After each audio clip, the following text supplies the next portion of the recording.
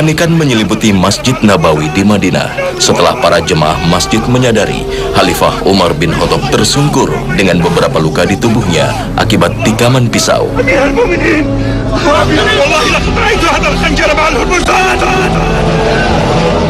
Tubuh sang khalifah segera diusung ke rumahnya yang sederhana di dekat masjid.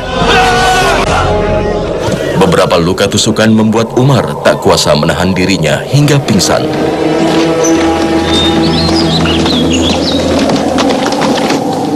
Siuman dari pingsan, Umar mencoba berbicara, menanyakan apa yang terjadi, sambil memberikan nasihat agar muslimin tetap melaksanakan sholat.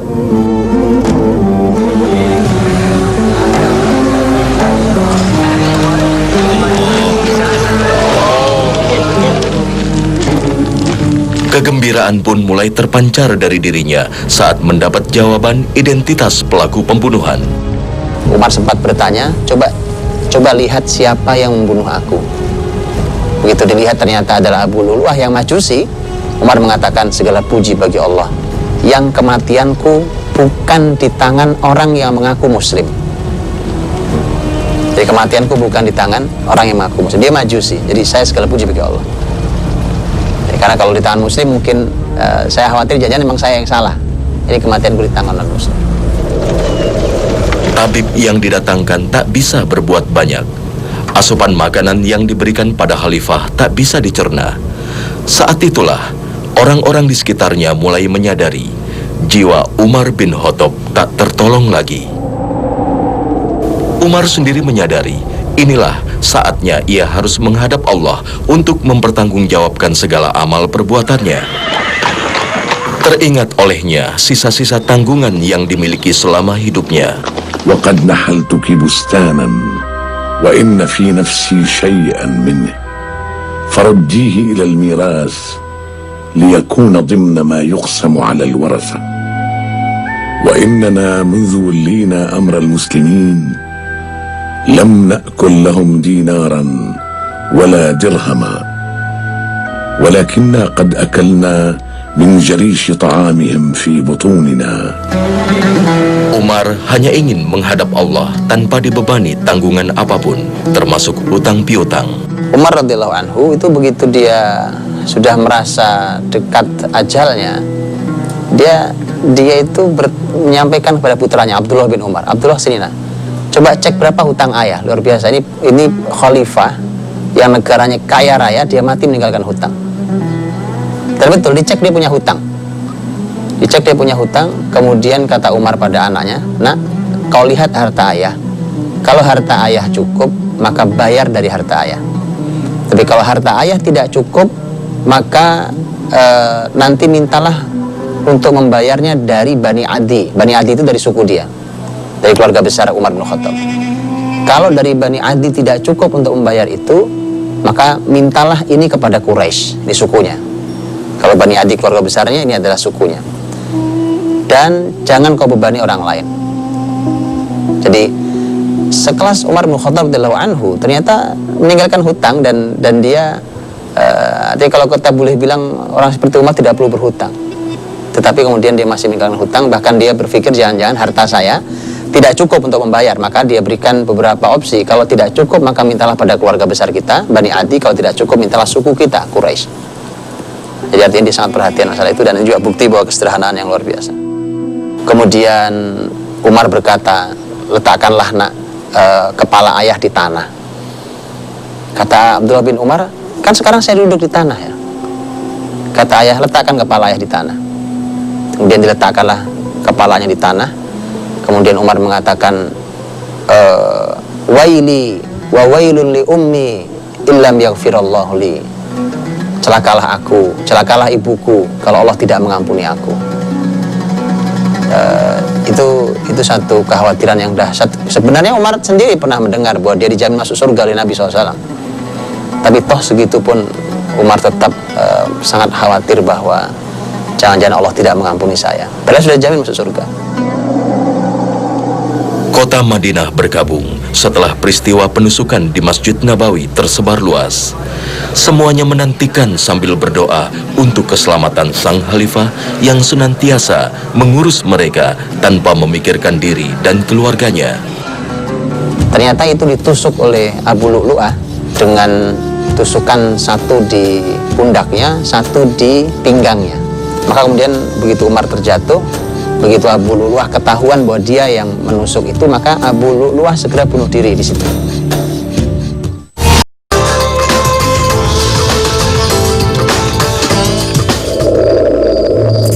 Peristiwa yang menggemparkan kota Madinah dan seluruh wilayah-wilayah Islam ini terjadi pada hari Rabu, bulan Zulhijjah, tahun 23 Hijriah.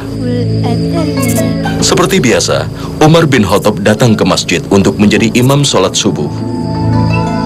Tanpa disadari, seorang budak asal Persia bernama Abu Lu'lu'ah sudah mengintai sambil menyelipkan pisau bermata dua di balik bajunya. Allahu Akbar. Saatnya pun tiba. Kala Umar dan jemaah sholat subuh tengah khusyuk dalam sholatnya, Abu Lu'lu'ah menerjang maju dan langsung menikam Umar.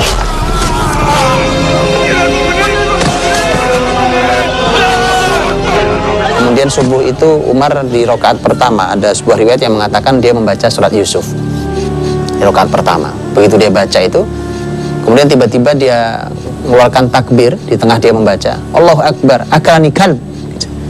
Saya dimakan anjing nih, gitu. Jadi dia merasa seperti dia menggigit. Ternyata itu ditusuk oleh Abu Lu'lu'ah dengan tusukan satu di pundaknya, satu di pinggangnya. Ini persis seperti mimpi Umar yang disampaikan di khutbah. Khutbah dia mengatakan, aku dalam mimpi melihat ada ayam yang mematukku 2 kali, dan aku lihat itu adalah ajalku. Jadi 2 kali, ternyata betul 2 kali. Satu di pundaknya, satu di pinggangnya. Dan ternyata Abu Lu'lu'ah mengamuk di masjid itu. Dia siapa aja yang di sekelilingnya ditusuk sama dia. 13 orang terluka. Maka kemudian begitu Umar terjatuh, sholat tidak bubar. Umar segera menarik tangan Abdurrahman bin Auf yang ada di belakangnya untuk ditarik untuk segera jadi imam.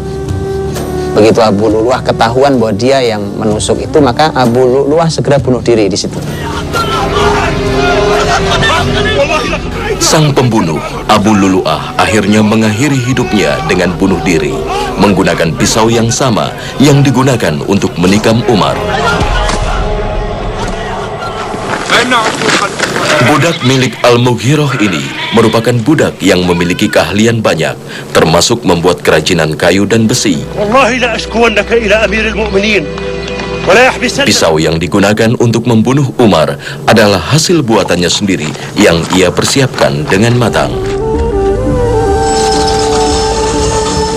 Sebuah riwayat menyebutkan, Abu Lu'lu'ah atau yang bernama asli Fairuz adalah seorang tawanan saat muslimin menaklukkan Madain, ibu kota kekaisaran Persia.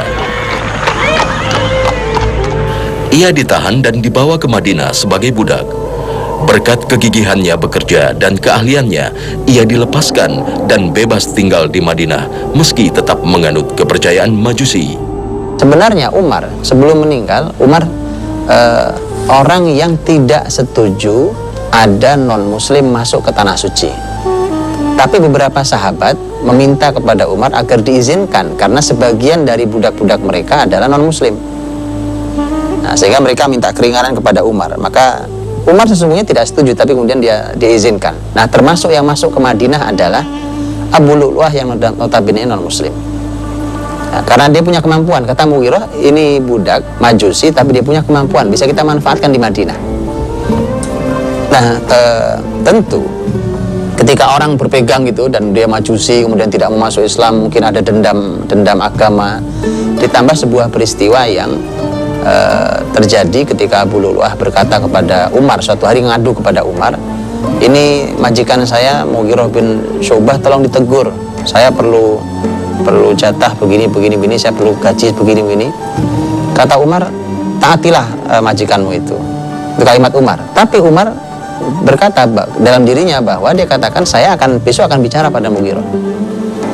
Nah, tapi budak Majusi ini, Abu Lu'lu'ah ini merasa bahwa sampai dia mengatakan Umar itu keadilannya bisa dirasakan semua orang kecuali saya. Jadi sudah dia merasa dendam itu. Sehingga dia membuat senjata. Senjata itu dibuat sendiri. Jadi ada semacam pisau itu bermata dua begitu. Jadi dia buat sendiri. Kemudian dia rencanakan untuk membunuh Umar. Umar bin Khattab masih terbaring lemah di rumahnya, dikelilingi keluarga dan para sahabat Nabi. Di saat-saat kritis, Umar masih saja memikirkan nasib umat Islam dan nasib kekhalifahan yang sudah besar membentang ke timur dari Jazirah Arab hingga ke Cina dan ke barat hingga Afrika. Umar tak ingin ada perpecahan di tubuh umat karena masalah kepemimpinan setelahnya. Umar khawatir dengan pengganti setelahnya.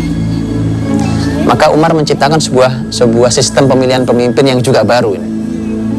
Dia mengatakan bahwa kepemimpinan setelah aku serahkan kepada 6 orang. Yang 6 orang itu Rasul ridho saat Rasul wafat kepada mereka semua. 6 orang itu adalah 6 orang yang dijamin masuk surga, selain 4 yang lainnya. 6 orang itu adalah Utsman bin Affan, Ali bin Abi Thalib, kemudian Sa'ad bin Abi Waqqas, kemudian Abdurrahman bin Auf, kemudian Zubair bin Awam, dan Thalha bin Ubaidillah radhiyallahu anhum ajmain. Ini 6 orang. Jadi yang akan memilih adalah 6 orang ini, yang akan dipilih adalah satu dari 6 orang ini.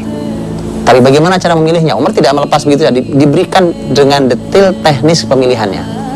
Kata Umar,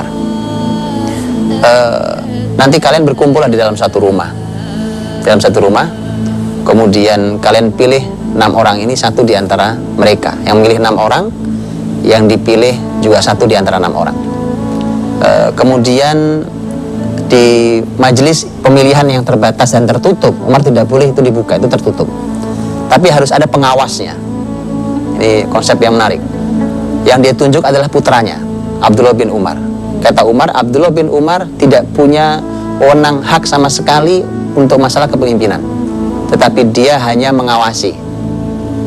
Fungsinya Abdullah bin Umar adalah kalau nanti ada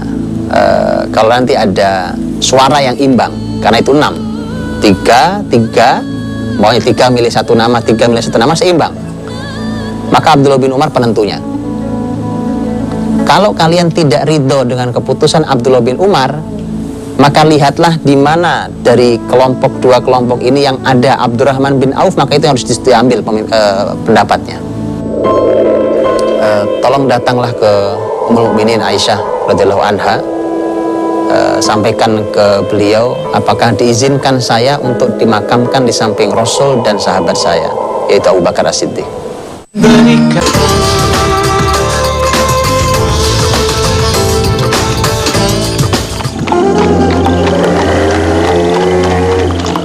Sebelum peristiwa penusukan terhadap dirinya, Umar bin Khattab sudah menyampaikan tanda-tanda akan ajal yang segera menjemputnya. Pada bulan yang sama, saat Umar bin Khattab menunaikan ibadah haji, Umar seperti biasa menjadikan bulan haji sebagai momen untuk mengumpulkan seluruh gubernurnya di Tanah Suci. Di Tanah Suci inilah Umar mengadukan dirinya dan memohon kepada Allah agar segera menjemput ajalnya. Kisah itu disampaikan oleh seseorang yang menyaksikan Umar di sebuah tempat namanya Batha. Umar menggelar salah satu pakaiannya gitu, kemudian dia berbaring di sana, kemudian dia mengangkat tangannya dan berdoa. Kalimat doa Umar sangat menarik karena itu ternyata nanti bulan itu adalah bulan wafatnya Umar, bulan Dzulhijjah. Ini masih peristiwa haji. Umar mengatakan, Allahumma kaburat sinni, ya Allah, aku sudah tua. Waktu itu umurnya 63 tahun. Jadi dia merasa umur 63 tahun dengan semua karya besar, dia mengatakan, Allahumma kaburat sinni, ya Allah, usiaku sudah tua. Wa da'ufat quwwati, kekuatanku juga sudah mulai melemah, sudah mulai ringkih kekuatanku. Wa intasharat ra'iyati, sementara wilayahku, rakyatku semakin luas.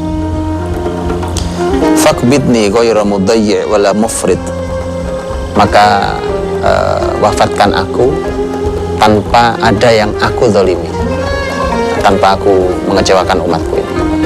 Itu doa yang dan Doanya sebenarnya sungguh unik dan seakan Allah mengabulkan betul doa Umar.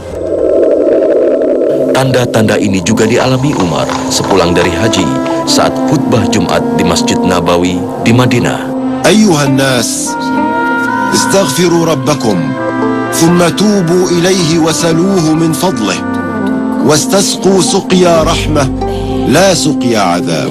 Tanggal 21 Zulhijjah itu hari Jumat, 21 Zulhijjah tahun 23 Hijriah, hari Jumat, dan itu berarti adalah khutbah Jumat terakhir Umar bin Khattab radhiyallahu anhu. Di khutbah itu dia juga memberikan sebuah isyarat. Dia mengatakan bahwa di antara isi khutbahnya, inni ra'aitu ru'ya la araha illa hudur ajali. Aku bermimpi, di dalam khutbahnya, di khutbah Jumat dia mengatakan, aku bermimpi dan menurutku mimpiku itu artinya adalah hadirnya ajalku.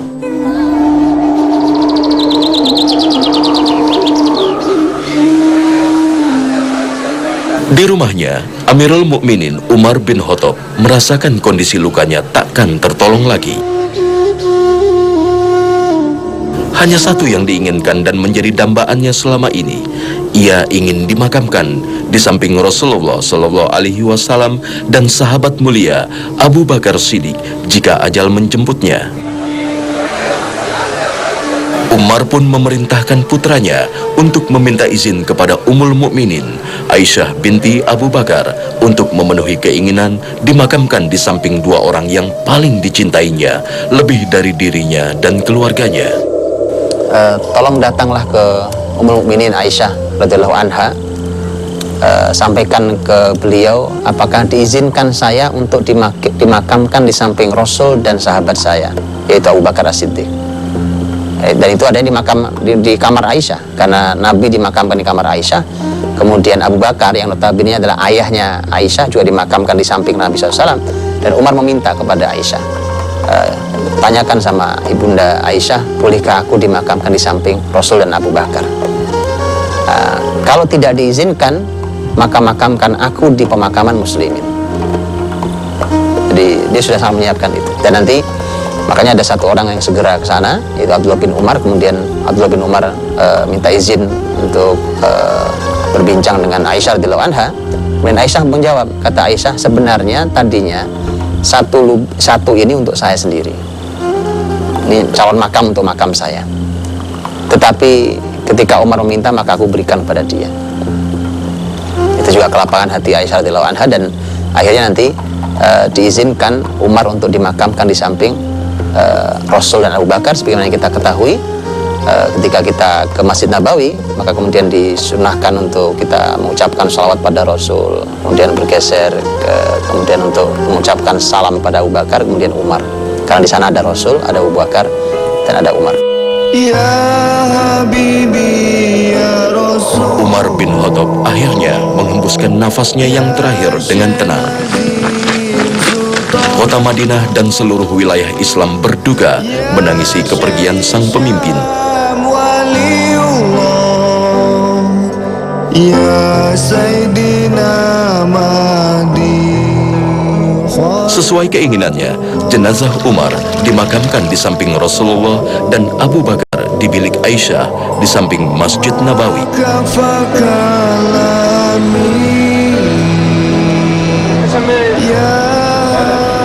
Makam ketiga manusia mulia ini hingga kini menjadi tujuan ziarah umat Islam seluruh dunia.